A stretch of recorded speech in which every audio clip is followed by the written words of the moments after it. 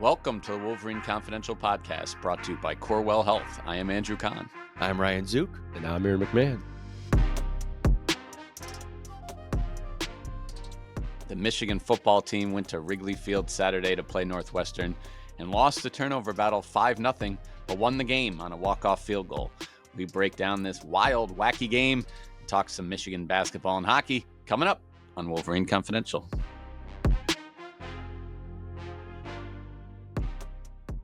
All right, Aaron McMahon and Ryan Zook, good to be with you two here on Monday morning, November 17th, a couple days after the Michigan football team went to Chicago's historic Wrigley Field and beat Northwestern 24-22 on a field goal from Dominic Zvada, 31-yarder, which, chip shot, gimme, no, not there, and not with the way Michigan's kicking has gone this season and in this game. But they do it as time expires, 24-22, to still have just that one Big Ten loss and keep all their goals in front of them. Man, what a wild game. It was wild to watch on TV for various reasons. But yeah, what about for you two guys who were there? Kind of give me the scene. I am interested to hear what the crowd was like. Certainly it sounded like very pro-Michigan. But yeah, just kind of, we can go chronologically, but maybe start a little bit big picture. Yeah, we were talking about in the press box what the crowd makeup looked like. There were guesses anywhere from like 80 to 20, 70, 30, probably somewhere in between there, maybe 65-35. But it was definitely a pro-Michigan crowd. They were loud. It's weird because the maize tends to pop when you're looking down in a crowd, and then the purple of Northwestern is kind of more harsher, so it's easy. It's less difficult to maybe identify. But no, it was certainly a pro-Michigan crowd. There's no doubt about it. I had friends there who were tailgating before outside Wrigley Field, and they said it was all Michigan people. So look, we kind of expected that, right? Like Michigan has a huge alumni base in Chicago. They tend to turn out relatively well when Michigan plays at Northwestern to begin with. You throw this in a bigger stadium at Wrigley Field, and with the party atmosphere going on, and in the beautiful weather day too. It was low to mid 60s. The sun came out at some points. It was really a perfect mid-November day to play football. Yeah, I mean, I was kind of actually hoping that we had an open air press box for a little bit because it got a little stuffy in the press box because it was so warm, and it's like, man, it's so nice outside. Let's open up some of these windows, and it also would have helped our view too because there's like these pillars in the way or on these seals that like kind of block your view. So some plays like they start in one frame that you're watching, then you have to like move your head a little bit over to finish watching the play.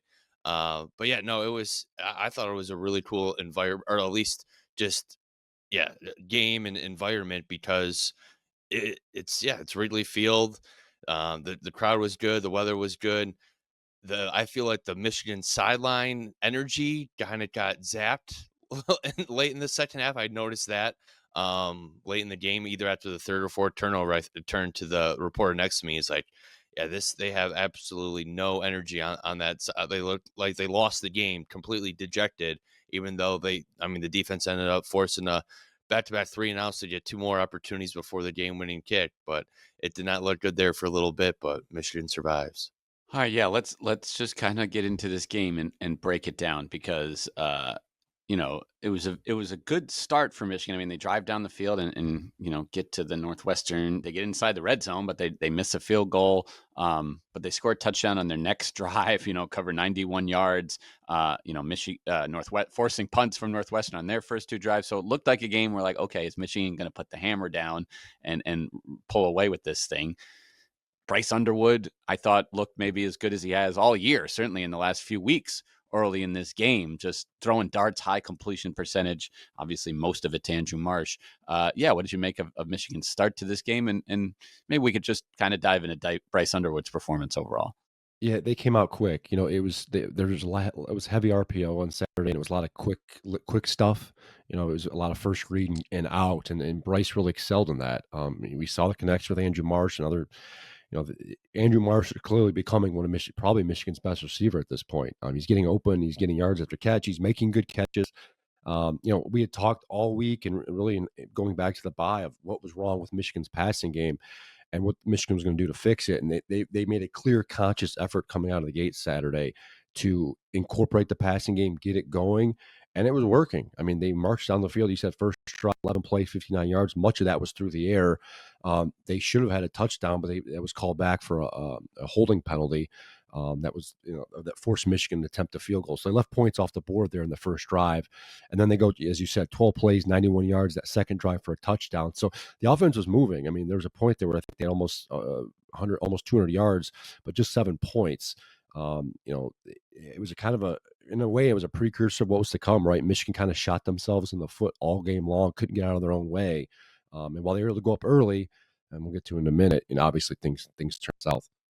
Yeah, Andrew, I think you asked last podcast, like, what do you need to see from this Michigan team for Ohio State to feel comfortable for them to beat Ohio State? And I'm like, I want to see Bryce confident, just look confident. And I felt like for 3 quarters, he did. He was trusting his reads, looked comfortable, like executing the RPOs to perfection. And it was just like, wow, all right, this is what this offense can look like when things are humming on all cylinders. And then I think Northwestern started to make some adjustments defensively. They weren't like crashing their linebackers and safeties as much. And I don't think Bryce adjusted as well as he could have. Like that one interception, it should have been a handoff, and instead he pulls it and tries to hit receiver in the middle of the field, and it's an easy interception too. So kind of a mixed bag, but you have to like his start overall. But yeah, it's still freshman mistakes, 2 interceptions. It's you can't do that against good teams. Yeah, I think as far as looking forward, this was a good performance for Bryce Underwood and the passing game, because I think you're going to need maybe more risk reward to try to beat Ohio State. Again, last year's game maybe changes everything as far as how Michigan the game plan to beat Ohio State. But yeah, I think you're going to need to see him trying to hit some difficult passes down the field, which he did in this game. And obviously, you hope then there's not the risk part of it isn't putting the ball in harm's way to the tune of 2 interceptions and then 3 lost fumbles also for Michigan. But yeah, I think it was encouraging in that regard. So yeah, let's talk about why Michigan did not pull away from this game. And I think it's pretty obvious. It was those 5 turnovers. But yeah, what did you make of all of them, and what did Sharon Moore say about them? Well, it was a lot of freshmen or just got inexperienced guys, and we've talked about this the last couple of weeks. And Michigan's kind of been beating this drum, but this team is very young, and you're starting to see seeing those freshman mistakes, quote unquote, right? The first fumble was a attempted reverse to Andrew Marsh. Marsh gets hit, can't hold on to the football, it pops out. You mentioned Bryce Underwood's pair of interceptions. Um, you had the Bryson Kudsdal fumble. That was like I don't know what happened there. The exchange didn't look good. I don't know if Bryce was trying to pull it. It just didn't look good from the get go, and ended up obviously in a critical turnover and down there late in the fourth quarter. And then you had Samaj Morgan on the punt return. That one I think is on the Michigan coaching staff. I don't know why Samaj hadn't been pulled before then. And they obviously after that it was Andrew Marsh back there to return the next 2 punts. And my guess is that'll be the plan moving forward. So just a lot of inexperience. The Bryce interceptions, we went back and rewatched both of them, and it was clear he was locked in on his target in both situations, and he was trying to force the ball. And again, in both cases, the first time he just threw into traffic, and he just should have made the throw. The second one, I think the linebacker kind of came out. I don't know if he necessarily saw him. Certainly jumped the route and got the interception, but at that point, you wonder what Bryce's mindset was like, right? Like he had just thrown an interception the drive before. They were trailing. They're on the road. He is a freshman. I mean, that stuff like that happens, and it's up to Michigan and the staff to try and get a lot of bounce back from that. Fortunately, Michigan was able to do that. They're in the final drive, but now directly that's 4 turnovers from Bryce Underwood now in the last 2 games, and you can debate on the handoffs and everything else whether he's deserves blame or not, but he's clearly kind of hit a wall in terms of the mental part of the game, I guess, these last couple of weeks. Fortunately for him, they've been able to lean on the run game. I think they'll still be able to do that moving forward, but the turnovers have to be cut down because, 9 times out of 10, Michigan loses this game with 5 turnovers. Yeah, I mean, you wonder too what the coaching staff, how they're coaching them during the games too. Like I feel like with a young quarterback, you need to be in their ear about game situations up before like every drive. It's like, all right, in this situation, we need you. Hey, you could take the sack if you don't really trust your read. Like, we can't afford a turnover here too. I know he's a young guy and they just want him to go out there and just play, but it's so important to understand the game situations. And it just, yeah, two turnovers there that just you can't have. But I do wonder if Northwestern picked up on something because as I said earlier, that the early parts of the game, Michigan was they're moving the football. A lot of times it was quick first read and out for Bryce Underwood, and they're having success doing it. But as the game wore on, and especially in both of those interceptions, I mean, Bryce seemed to lock in on his target and his intended receiver, and we all knew at that point Andrew Marsh was obviously one of those guys. I mean, he had been they're clearly their best option. I mean, he was targeted 15 times. He was basically their main and only option in the passing game. So in a way, some of that stuff starts to become predictable. And when you're a smart, disciplined team like Northwestern, you pick up on that stuff. So, part of me wonders if that's on the play calling. Chip Lindsey putting him in those situations, and then part of it obviously is on Bryce with his decision making, with making some of those throws and reads. So I don't know. It's a freshman quarterback learning. He's still making mistakes. It's to be expected, right? Like it's unfortunate. It's this time of the year where Michigan can't afford a loss.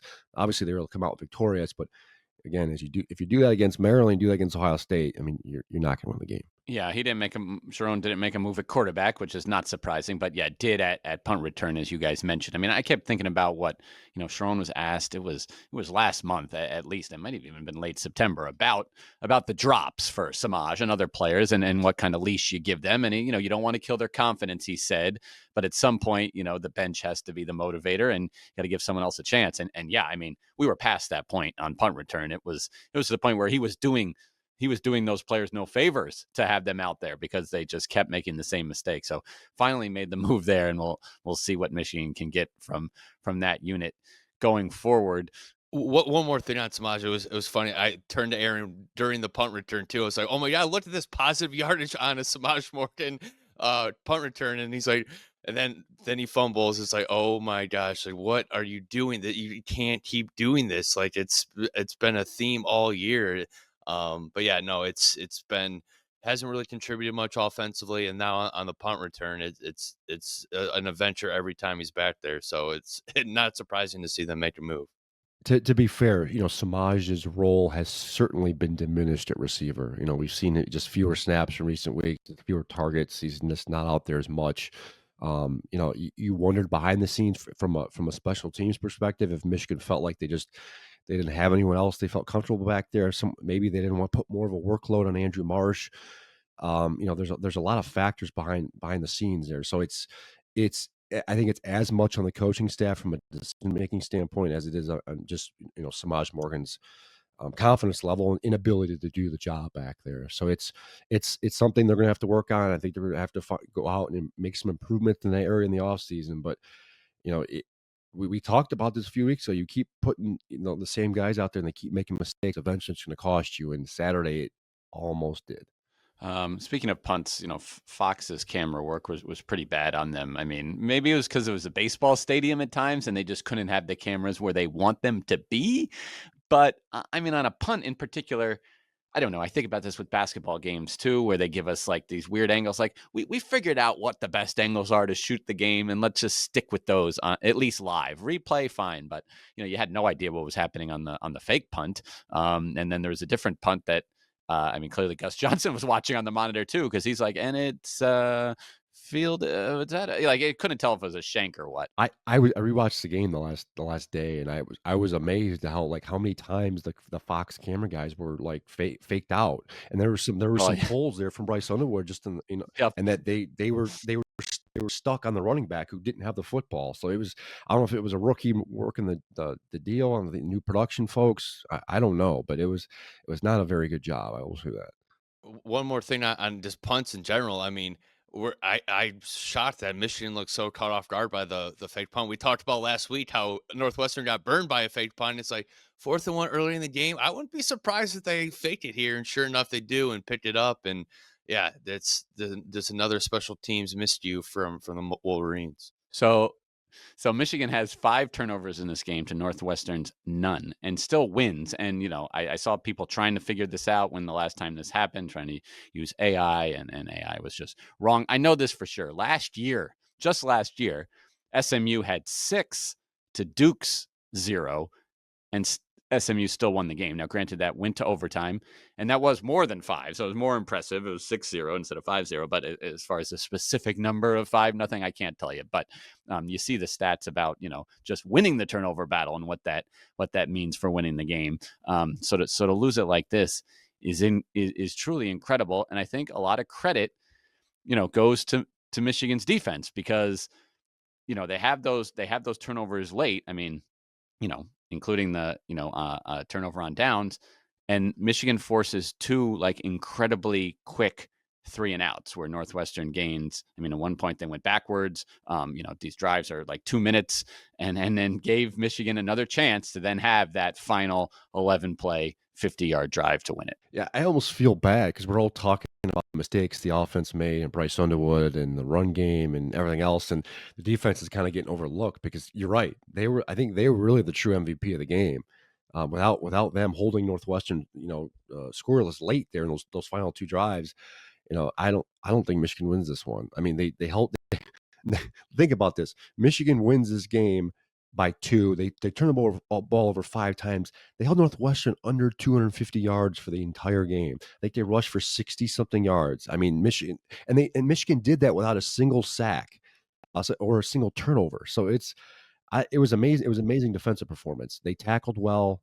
They bottled Northwestern up in the run game, and they didn't get a ton of pressure on Preston Stone. They did enough to disrupt him, and I thought the secondary was underrated as well. They had some key plays. Yes, they gave up some big plays as well, but they made some key plays in crucial moments, like that Jordan Young PBU there in the fourth quarter. So it was a good performance, all top to bottom, in a preparation standpoint, schematically. They did with execution. They did everything, and again, that's another reason why Michigan was able to win this game despite all the issues on offense. You mentioned no sacks, Aaron. They didn't get home, but they seemed to know that, and they got their hands up. I mean, how many passes were deflected, tipped, batted down? It was just, I don't know. I counted 5, and I may have missed one, but there was 2 on one drive that were critical. So yeah, they were able to get their hands up. Clearly, they saw something on film from Preston Stone, his delivery and everything that helped there. But yeah, I counted at least 5, and there may have been another one. Yeah, no, I was really shocked looking at the PFF grades afterwards. I mean, it was one of their lowest defensive performance grades of the season. It's like, man, like what more did you want to see from them? I know they didn't have a sack or force any turnovers, but like they were pretty sound in every other aspect of the game too. So I thought that was a little surprising, but yeah, I agree with everything you guys were saying. It's without them, especially in the fourth quarter, like that game doesn't turn out the way it does. Life is beautiful and fragile. We fall. We get tired. And sometimes we get sick. But with Corewell Health, we are also strong. We fight disease. We battle cancer. We come together. We come back. We push forward. When the body breaks, we break through. Corewell Health. We can. And now there were some miscues. I mean, 2 different third down plays in which Michigan goes off sides to give Northwestern a first down. Again, we talked about this Northwestern offense was not explosive by any means, but still very, very good, performance from the defense to keep them in. And then, that final drive, was a lot of Bryson Cusdahl. Let's talk about him. Tell our listeners who might not even know who this guy is. Certainly his pronunciation of his name was not necessarily correct by the TV or the radio, surprisingly. But yeah, he had to come in, after Jordan Marshall went down with an injury. So yeah, talk to me about Cusdahl. Talk to me about Marshall's situation. Justice Haynes, maybe, if there's an update there. This is Michigan's running back room. Yeah, they're running on fumes, or they at least were in the fourth quarter there on Saturday. Justin Haynes obviously didn't play, wasn't available, and his status remains up in the air. I don't know if he's back this year. Marshall went down there with the shoulder injury. Sharon seemed optimistic after the game about his status moving forward. He did have X-rays done on it to determine whether there was a break there. Those were negative, so it sounds like it was just a separated shoulder. My guess is he's going to need some time off, and I think as Sharon put it afterwards, a nice bath and a nice masseuse So I think he'll be all right. Michigan certainly would need him for Saturday against Maryland. But Kuzdal stepped in. We spoke about him a couple of weeks ago. He came in and had some very disruptive, good runs against Purdue a couple of weeks ago. Former walk-on from Grand Rapids, low-level recruited kid. I don't even know how many offers he had out of high school. But kid he's been on the team now a couple of years. He's risen up the depth chart. Hard-running kid. He was number 3. He's largely been third on the depth chart most of the year. And he made no choice. Michigan had to lean on him there in the fourth quarter. And again, he had some good runs, looked good. Obviously, had the fumble. That's the one downfall. Again, we don't really know who's to blame for that one. But either way, Michigan's certainly going to have to lean on him moving forward if they don't Justice Haynes back, because we talked about this last week. Marshall's carries are going to be limited. He had 19 before the injury. My guess is Michigan was committed to not letting him get over 25. But Kuzdal had 15 carries for 53 yards. For third string, former walk-on, I mean, you can't ask for a whole lot more, I think. Yeah, I mean, it's still only like 3-something yards per carry and at a lawn of 8. So I think, I mean, Michigan certainly would be missing an element if Jordan Marshall isn't able to play next week and beyond. So I was a little bit surprised that they leaned so heavily on him too, because I thought at least Jerome and Tony Alford have made it seem in recent weeks that they're going to mix Kuzdal and freshman Jasper Parker in the backfield too, and Parker only had 1 snap all game, so they clearly felt more comfortable with Kuzdal back there. I still think, not a bad performance, but it's still not the same as a Jordan Marshall or Justice Haynes based on what we've seen. But hey, he had a couple hard runs to get them and help them get in the field goal range for the game winner. So still not bad, but definitely a step back from their top 2 guys. Kuzdal was one of the spring game stars, if I remember. He was on the losing team, I think. So we even maybe talk about him as much. He wasn't paired with Bryce Underwood, but I think he cracked 100 yards in that game. Listen, we cover Michigan. This is a Wolverine Confidential podcast. You can read our stuff on MLive.com/Wolverine. So we're always going to look at things, of course, from Michigan's perspective. But man, I think this game was really more about Northwestern. Like the announcers talked about it, and we talked about it coming into this game on the preview pod, right?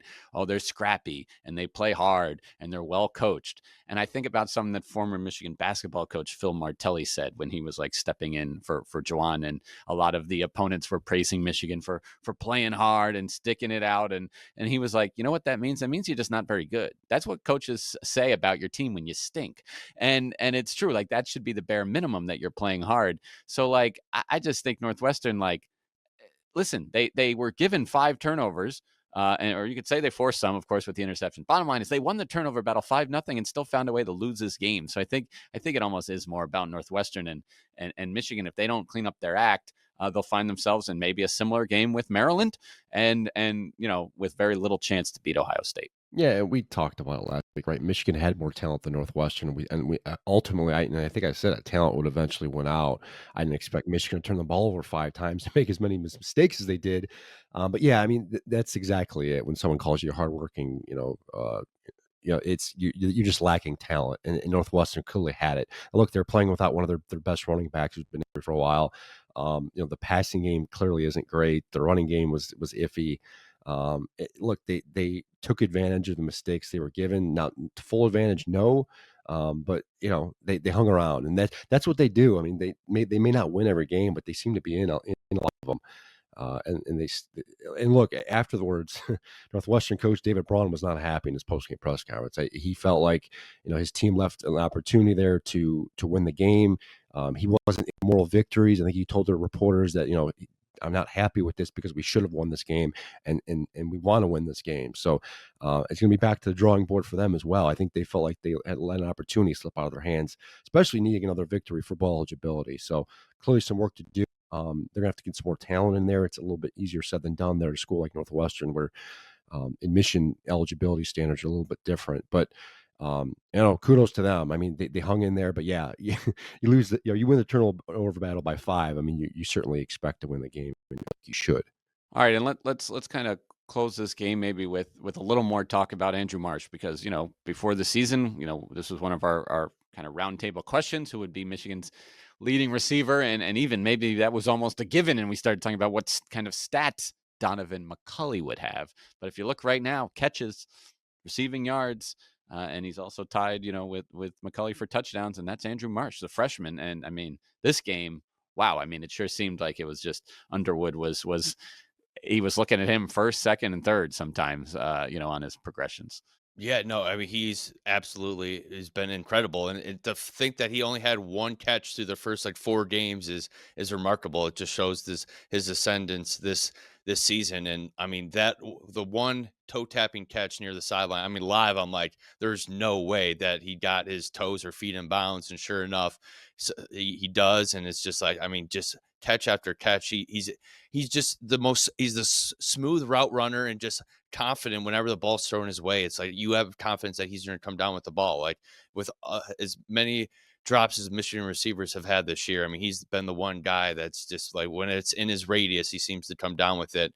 He was Michigan's highest rated receiver recruit since Donovan Peoples-Jones. And I think he's even outplaying his ranking too at this moment because he was still outside the top 100.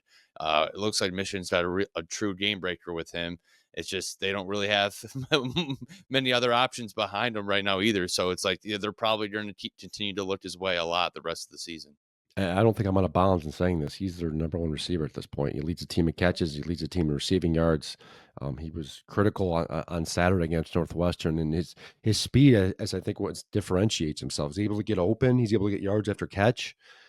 He's able to make the big plays even down the field. McCulley's a little bit more limited because he's this big-bodied guy who needs to go up and catch 50-50 balls. And while that's nice, that's not something you can lean on or rely on a regular basis. So Michigan, in a way, has kind of turned to Andrew Marsh in the passing game. They turned to him early. He was clearly, Bryce Underwood's number one look, and it continued throughout the game. So it was an incredible performance. I think we're going to see more of it moving forward. I think Bryce has clearly developed a nice relationship with him, connection with him, and trusts him.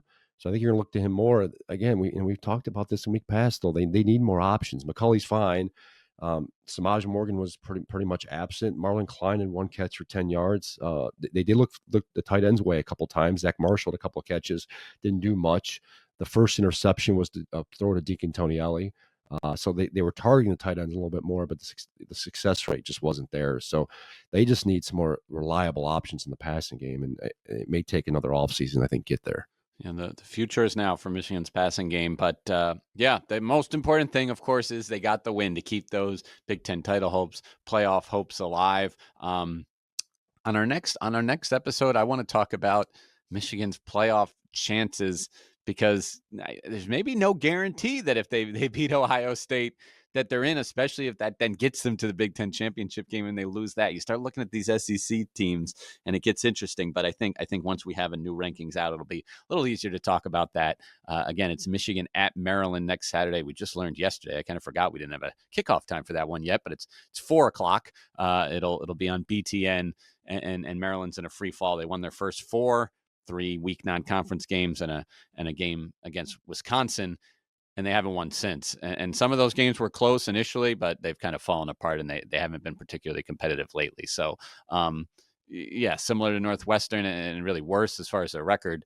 So again, Michigan is heavily favored in that game, but we'll need to win it to keep those hopes alive against Ohio State. But we'll certainly be previewing that game in full on our next episode. Yeah, let's talk a little winter sports here to wrap up. The Michigan basketball teams were both in action this weekend. The men were at TCU. I was not there, covered it remotely, but kind of a somewhat clunky, ugly game, kind of like Wake Forest, except without as many free throws, so not as many points. But Michigan found a rhythm there late in time to win 67-63. Very, very good defense again in this game. They hold TCU to 37% shooting. We've talked about it before, and I'll be asking Dusty May about it today. Like, they've got a lot of good players on this team, and that can make things complicated for exactly what the best lineup is, what the best combinations are. Elliot Cadeau, not particularly good in this game after a good game last week. Adai Mara, pretty much neutralized by TCU. So they had to lean on some other guys, but they got it done, and they stay perfect and get somewhat of a tune-up game. Middle Tennessee is not a cupcake by any means, but certainly a little bit of a drop down in competition from the last two before they head to Las Vegas the Players Era tournament, where they get San Diego State, Auburn, and another good team, Thanksgiving week. The Michigan women were in Detroit. I was there on Saturday. That game started very shortly after the football game ended. And Michigan absolutely dominated Notre Dame in a top 20 matchup. 7-0 run to start the game, and just, incrementally built this lead. And they win 93-54, a 39-point win against the Notre Dame program, with their tradition and they were number 18 in the country coming into this game. Just amazing. We talked about what Hannah Hidalgo had done for Notre Dame in the game before: 44 points, 16 steals. She goes 4 for 21 from the field in this game, 0 for 8 from 3. And Brooke Quarles-Daniels from Michigan, all 5'6" of her. She went 1 for 8 in this game from the field, scored 2 points, and might have been the MVP of the game because of what she did defensively against Hidalgo. Had some help. Silas Swords guarded her at times too. Michigan was always in the gaps. And just a very impressive national statement. And I love what the team and the player, and the players and head coach Kim Barnes-Arico said afterwards. Like, yeah, hell yeah, that NCAA tournament loss was very much on their minds. And they'd had this game circled for 8 months, and they wanted their get back, as they said, and they got it. They got revenge. Again, stakes much lower, but they win the fourth iteration of the Shamrock Classic, turned it into a Michigan home game there at Wayne State Fieldhouse. So they're still undefeated as their schedule as they return home as well. Binghamton midweek, and then they go out to Connecticut to play UConn and Syracuse, 2 high-level games, especially that first one against the number 1 team in the country. Yeah, I feel like they probably have a good chance at moving up pretty high in the polls too after beating Notre Dame, would be my guess. Yeah, for sure. I haven't done a look at what some of those teams in front of them necessarily did. I didn't see too many upsets on the ticker this weekend, but yeah, that was very impressive. And I think at this point of the season, I think voters are a little more flexible with moving teams above others, even if they didn't, that those other teams didn't lose, just like, oh, okay, they're just better than we thought. So absolutely, Michigan was 14. We'll see. Could be a top 10 team. Come this afternoon.